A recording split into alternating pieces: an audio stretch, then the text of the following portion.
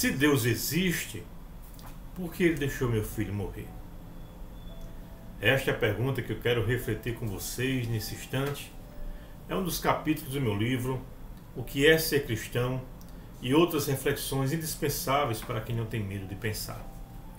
Bem, muitas pessoas às vezes me perguntam, já escutei muito sobre esse questionamento, né? Essa dúvida que as pessoas têm, se Deus me ama realmente, ou se Ele existe, porque Ele permite as calamidades, as tribulações, as tempestades, as lutas em nossas vidas. Se Ele existe realmente, se Ele me ama, então por que Ele deixou meu filho morrer? Meu filho era uma pessoa tão boa, meu filho era um ser que eu esperei tantos anos para poder ter, e de repente, de uma hora para outra, ele perde a vida. Será que Deus não poderia ter evitado esta tragédia? Permita-me ler um pouco este capítulo. Eu escrevi esta reflexão e este capítulo baseado numa história que todos nós ouvimos falar, que já aconteceu há alguns anos. É uma tristeza muito grande. Será que Deus existe? Todos os dias faço uma oração pedindo a Deus que eu acompanhe nas viagens. Entro no carro, no avião e faço uma oração. Eu não estava com ele ontem? Será que Deus existe? Esta frase foi dita por José Reis de Araújo, pai do cantor Cristiano Araújo, de 29 anos, morto num acidente de carro na BR-153 em Goiás. Todos ficaram conhecendo o trágico acidente de carro que vitimou o cantor e sua namorada Alana Moraes, de 19 anos. Quando nós ouvimos sobre esta tragédia, logicamente, a gente ficou se perguntando, todo o Brasil ficou, por quê? Como é que um casal tão jovem parte assim, de maneira tão trágica?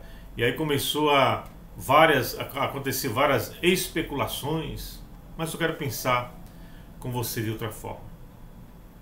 Quando algo acontece, como a perda de um filho, às vezes nos perguntamos por quê? Mas o que realmente está em nossos corações é por que eu, Deus? Não é verdade?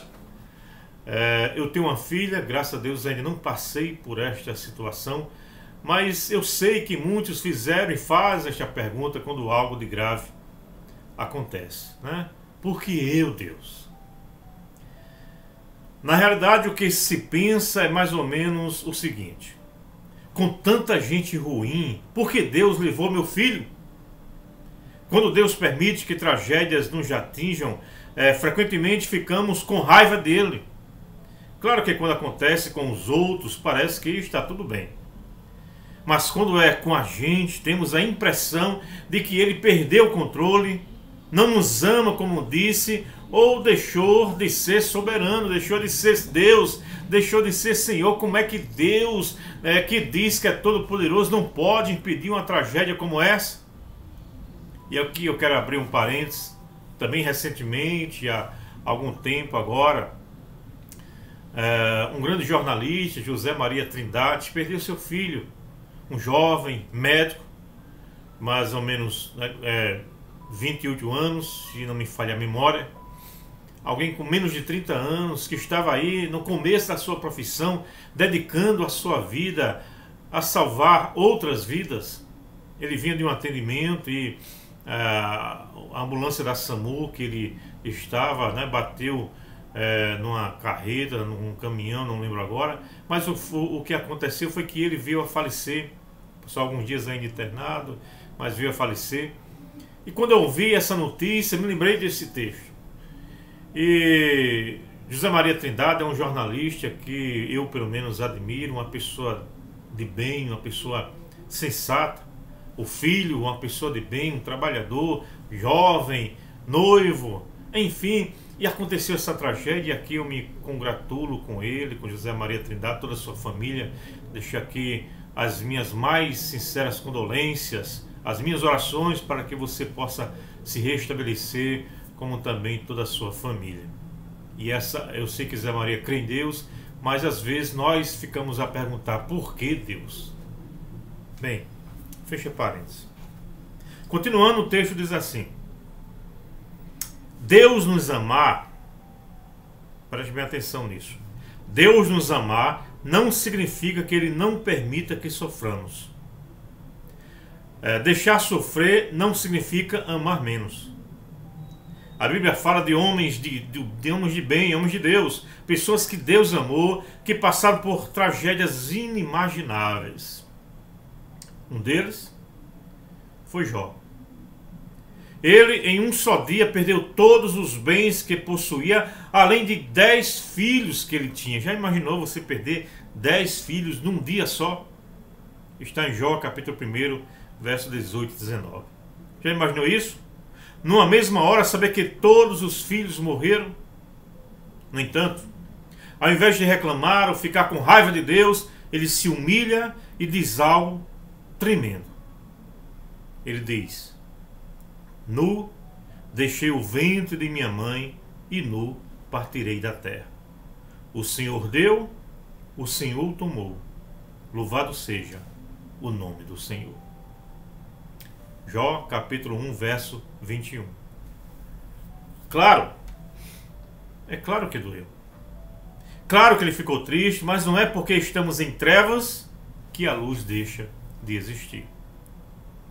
Claro que as tragédias acontecem, claro que a dor é imensa.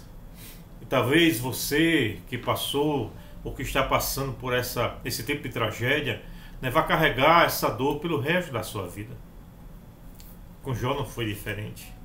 Mas ele reconhece uma coisa: tudo que nós temos vem de Deus. O que temos que fazer é aproveitar enquanto os temos aqui entre nós. Faz pouco mais de 1 ano e meio que eu perdi minha mãe, né, e até hoje eu sei que eu vou levar essa saudade pro resto da vida, né. Eu sinto, né, essa dor de não poder mais abraçá-la, beijá-la, dizer que a amo, né, saber que muitas vezes, por mais que a gente queira, isso não vai acontecer mais aqui, pelo menos neste plano. Mas eu sei de uma coisa, né, um dia eu me reencontrarei com ela. E ali sorriremos mais uma vez, nos abraçaremos mais uma vez e nos beijaremos mais uma vez. Lembre-se disso. Não é porque estamos em trevas que a luz deixa de existir. Nesses momentos ficamos procurando culpados, um bode expiatório para poder apaziguar um pouco a dor. Será que foi culpa de Deus o cantor não estar usando cinto de segurança? Será que foi culpa de Deus o carro não estar com os pneus originais? Ou será culpa dele o carro estar acima da velocidade? Onde estava Deus que não impediu essa tragédia? Nenhuma resposta pode apagar a dor da saudade. Saiba disso. Ver um filho morrer, talvez esta seja uma dor que só quem sabe como dói é aquele que já sentiu. Deus sabe o que é isso. Ele também perdeu um filho. O homem mais importante da história morreu de forma violentíssima. Aliás, a morte da cruz era a pior forma de morte daquela época, somente reservada para as piores pessoas. E não foi que ele se tornasse, não foi para que ele se tornasse famoso ou rico. O Filho de Deus morreu pelos pecadores indignos como eu e você.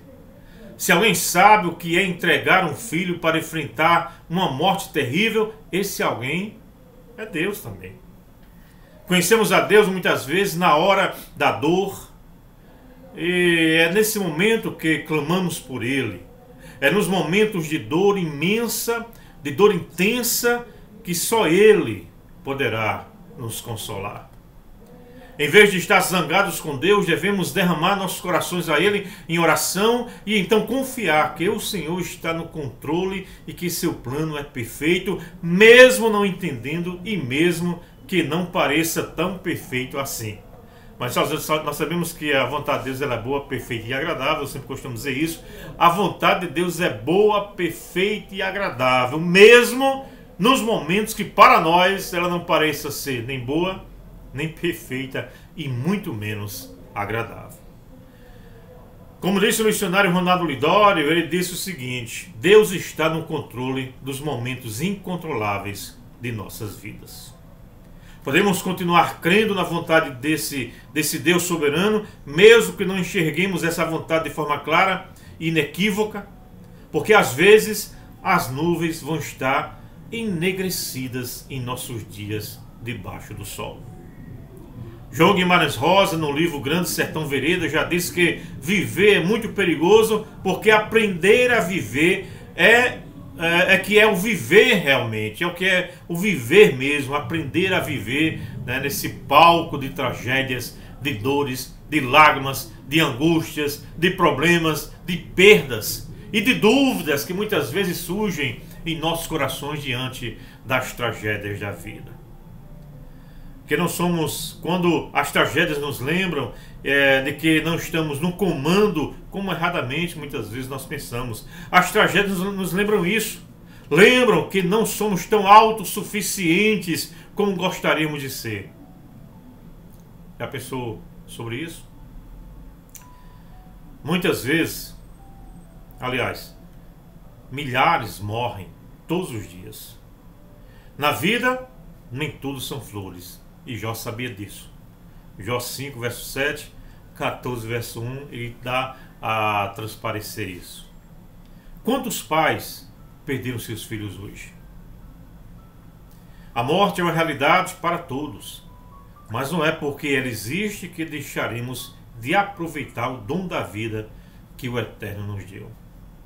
Toda dor pode se converter em riso, enquanto mantemos a esperança naquele que ordena as tempestades. Então, ele se levantou, repreendeu o vento e ordenou ao mar: aquieta-te, silencia-te. E logo o vento serenou e houve completa bonança. Está em Marcos 4, verso 39. Espere sempre no Senhor, porque a tempestade passará, a bonança chegará e o sol voltará a brilhar. A você, meu amigo José Maria Trindade, que eu não conheço pessoalmente, mas o amo como se fosse meu pai também. E como um pai, também sei ou imagino ser o que você está passando. Mas existem muitos, milhares de Josés, de Marias, que perderam seu filho, perderam a sua filha de forma trágica. Alguns até que nem viram seu filho crescer, perderam seus filhos ainda enquanto bebês. Quantas famílias, quantas mães se prepararam para receber aquele filho tão desejado e por alguma tragédia isso não veio acontecer, e a dor invade a alma, o coração, as angústias, as lembranças, os porquês. Mas a única coisa que eu posso dizer para você é que aquiete seu coração, sossegue a sua alma, porque o Cristo, Jesus, eu não estou aqui falando de religião, Jesus, o Senhor dos Senhores, é aquele que pode consolar a nossa vida, pode tirar a dor da nossa alma e pode nos dar ainda motivos para sorrir e para continuar a viver.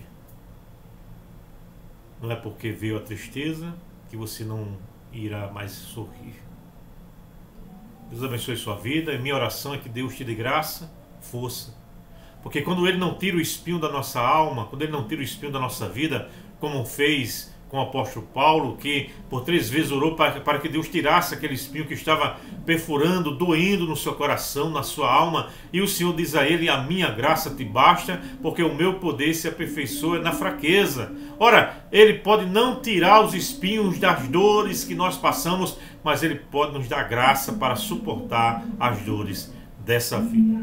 Deus abençoe sua vida grandemente. Eu sou Antônio da Costa, autor do livro O que é Ser Cristão, e outras reflexões indispensáveis para quem não tem medo de pensar. Este é apenas um dos capítulos deste livro. São 45 temas diferentes que eu trato neste livro, e espero em Deus que esta palavra tenha falado ao teu coração, e até breve, se Deus assim nos permitir.